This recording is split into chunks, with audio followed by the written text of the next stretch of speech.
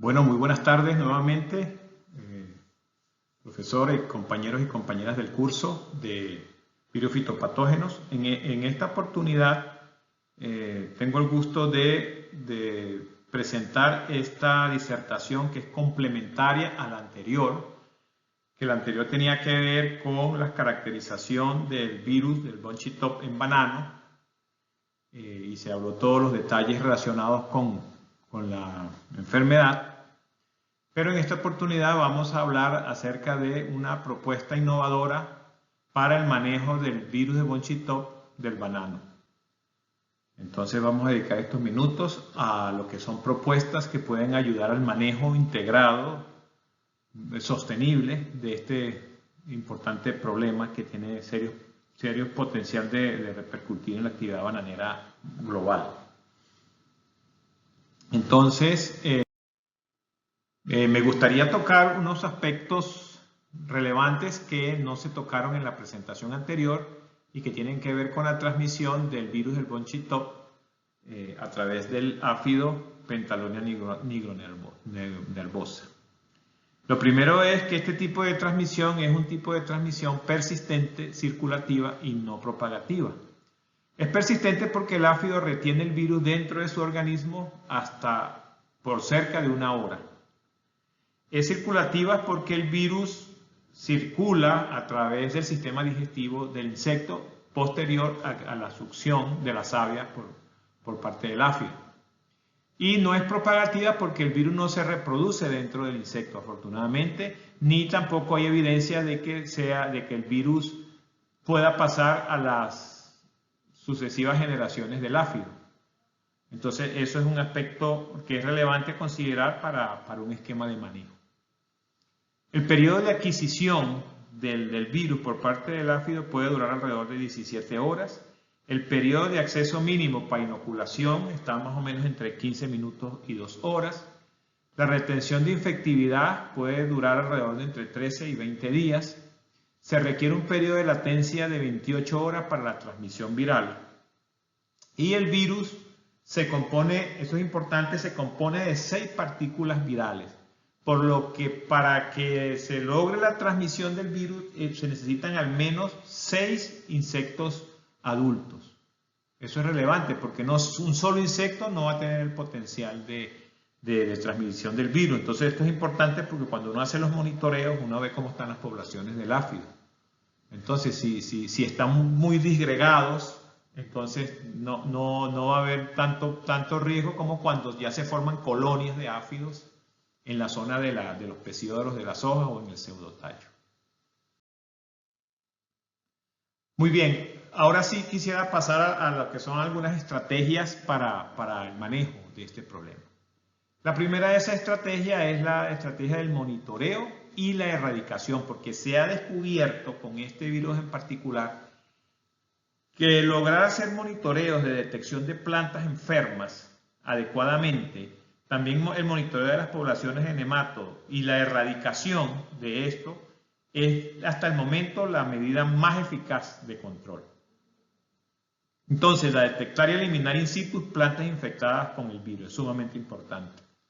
Y una vez que se detectan las plantas, estas deben ser erradicadas y se recomienda el uso de glifosato en la dosis que se indica ahí, 20 mililitros puro por planta inyectados en el pseudotallo.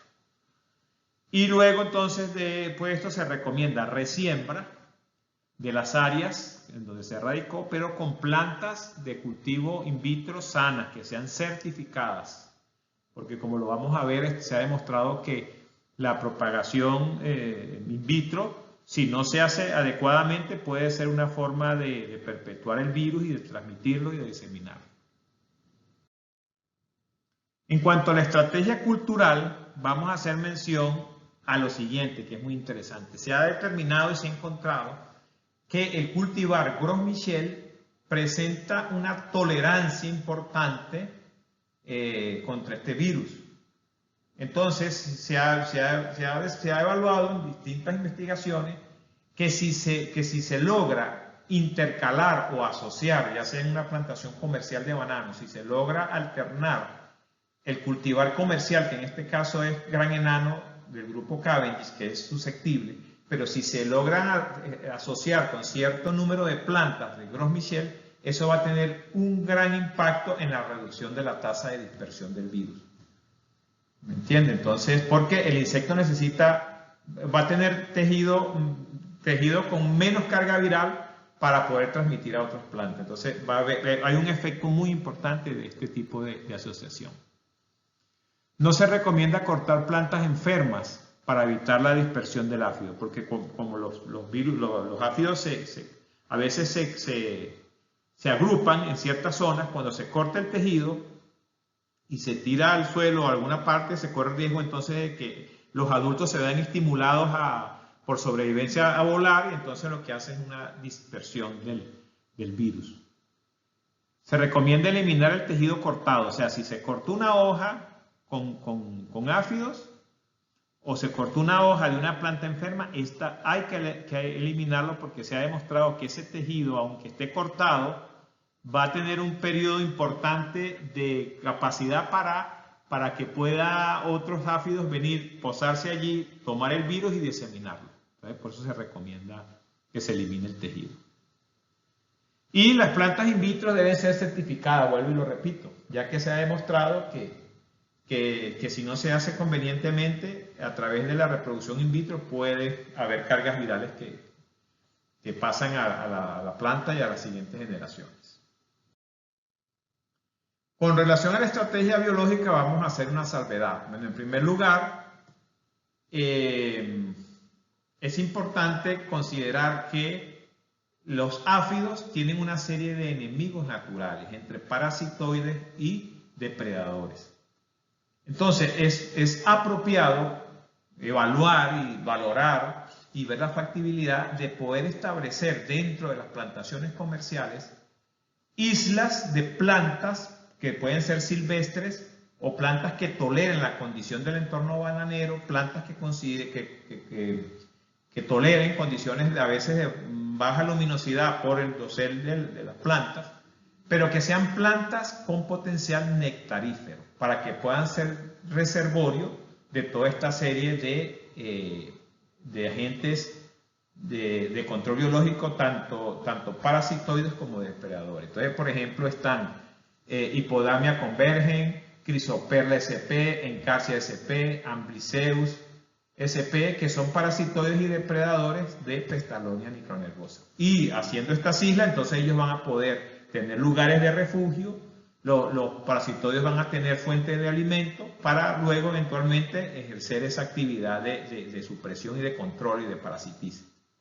Eso normalmente no se considera en los sistemas convencionales de producción, pero podría diseñarse a un mínimo de impacto en la parte comercial, pero tendría un gran efecto de supresión en este caso, reducción de las poblaciones de este áfido, que es vector del virus del Von Schistop.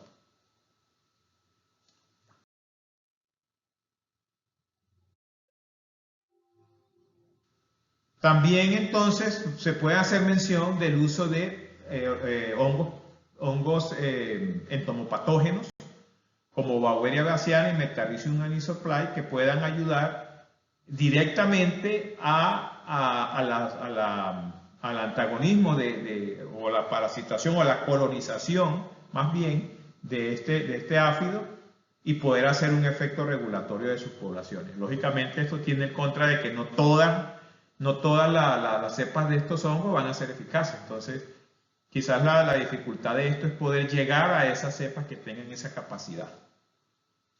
También podemos enfocar el tema, y ya lo voy a hablar más adelante, pero empezar a tocarlo desde aquí, lo que tiene que ver con la evaluación de la promoción de resistencia, lo que llamaríamos resistencias sistémicas inducidas. Es decir, en qué medida ciertos microorganismos que nosotros utilicemos, ya sea introducidos, como Pseudomonas fluorescens y como Trichoderma, o ya sean nativos de la microbiota que está en el entorno ya del cultivo, puedan tener un efecto de estimular esos mecanismos defensivos de la planta, que hagan que la planta detecte la presencia del virus y puedan prepararse y puedan activar todas esas series de mecanismos que van a ayudar desde evitar que el virus se multiplique, a reducir la tasa de multiplicación del virus, hasta inclusive mantener un margen de tolerancia de la presencia del virus sin que afecte esto a la productividad. Entonces allí es donde ciertos organismos pueden cumplir un efecto de inducir este tipo de resistencia que se origina por la presencia de un agente de control benéfico. O también puede tener relación con el tipo de resistencia que es de ambos tipos, de que es tanto inducida por un microorganismo como adquirida por la presencia del mismo virus. Entonces, estos son aspectos que tienen que estudiarse y evaluarse para ver en qué medida suman a la estrategia de manejo de este virus. Por supuesto, también en ese mismo efecto están los organismos endófitos, ¿verdad? Los organismos que están inclusive dentro de la raíz como dentro del follaje mismo. Estos son organismos que contribuyen y aportan de manera significativa al proceso de inducción de resistencia. Asimismo, planteo la posibilidad de evaluar una estrategia que evalué durante mi proceso de tesis doctoral, que tuvo que ver con aprovechar todo ese recurso biológico, toda esa microbiota que en este caso rodeaba a la zona rizoférica, y cómo extraer ese tipo de microbiota y hacer un proceso como el que voy a describir aquí y reinocular esa microbiota al suelo, hizo un cambio de la diversidad y la abundancia de las comunidades biológicas a través de la raíz, de manera que se activaran toda una serie de mecanismos, posiblemente dentro de la inducción de resistencia sistémica, posiblemente porque no se logró demostrar que fuera así, pero sí se logró una eficacia importante en reducir un patógeno como Rhadophorus similis en banano, que es un patógeno muy complejo y que solamente hasta la fecha se había manejado a través de nematicidas muy tóxicos, dado que es un endoparásito, está dentro de la raíz y los componentes biológicos casi no podían llegar a él.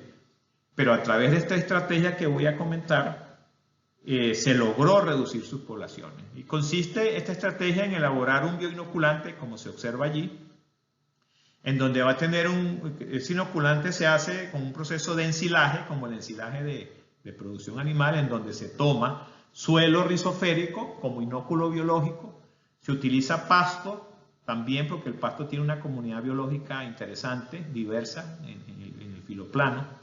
Entonces, ese es el componente biológico al cual se une a un sustrato sólido de fermentación, que en este caso es semolina y acerrín. Entonces, se mezcla ese material seco y se mezcla con agua y melaza, porque la melaza es la fuente de dulce de carbohidratos para los procesos biológicos.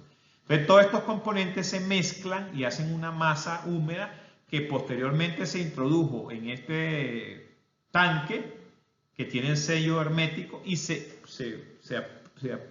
apisonó y se dejó fermentar anaeróbicamente durante 20 días.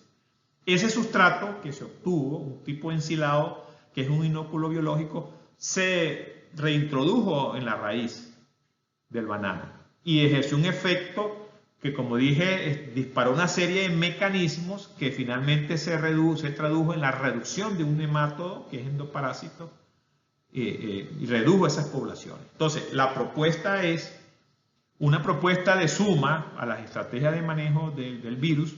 Puede ser estimular los mecanismos de defensa de la planta, en este caso del banano, desde la fase 4, desde plántula, haciéndole inoculaciones de productos ensilados elaborados a base de la misma microbiota que rodea la planta. Pueden ser trozos de tejido de la planta, puede ser de suelo rizoférico.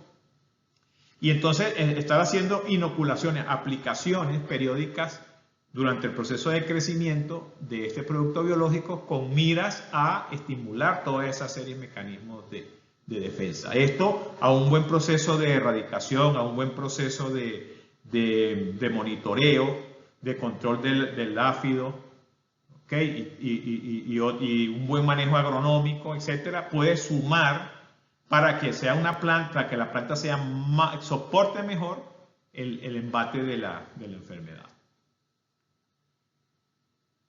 Y por supuesto no podemos dejar pasar una de las estrategias más importantes por su potencial para contribuir al manejo de este virus en banano, que es la estrategia genética, obviamente.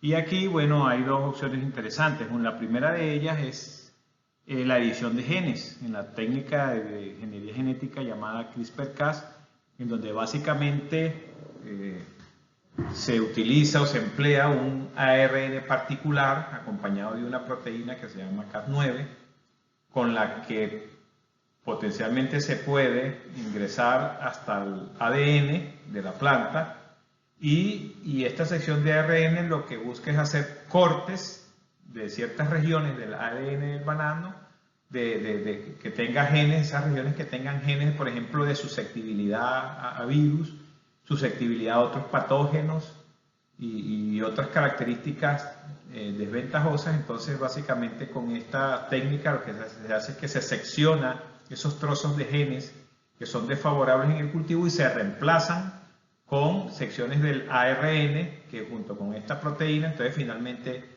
van a reponer esa sección de ADN completo, pero ya con genes que tengan características que se buscan positivas, por ejemplo resistencia en este caso a virus o mecanismos que permitan que la planta detecte, identifique al virus y logre establecer los mecanismos de control bioquímicos y moleculares para que se combata la enfermedad. Entonces, básicamente, este es el potencial de esta estrategia. Obviamente está en proceso de ejecución. Tengo entendido que está en una etapa en donde ya está siendo aceptada, porque no está siendo equiparada con lo que es los cultivos transgénicos como tal. Entonces, bueno, esta técnica molecular tiene mucho potencial. La otra también tiene que ver con la valoración de cultivares que presenten tolerancias.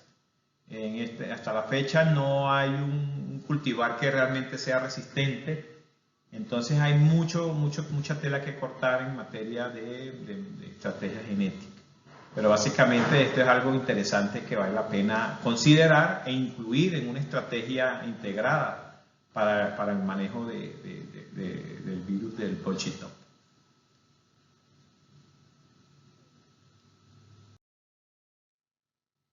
Y por supuesto, no podemos dejar de hablar de las medidas regulatorias. La exclusión es lo principal, porque en este momento el virus no ha sido reportado aquí en América Latina. No ha sido reportado, está confinado en África, en Asia y en Australia. Por lo tanto, tener medidas regulatorias estrictas acerca del trasiego de materiales en puertos, en aeropuertos, en todas las zonas de entrada del país es lo principal para poder manejar este tipo de problemas. Entonces, bueno, en resumen, esto es lo que quería presentarles. Aquí está un poco de la bibliografía que usé de base. Y entonces, bueno, quedo atento para preguntas y para consultas. Muchas gracias.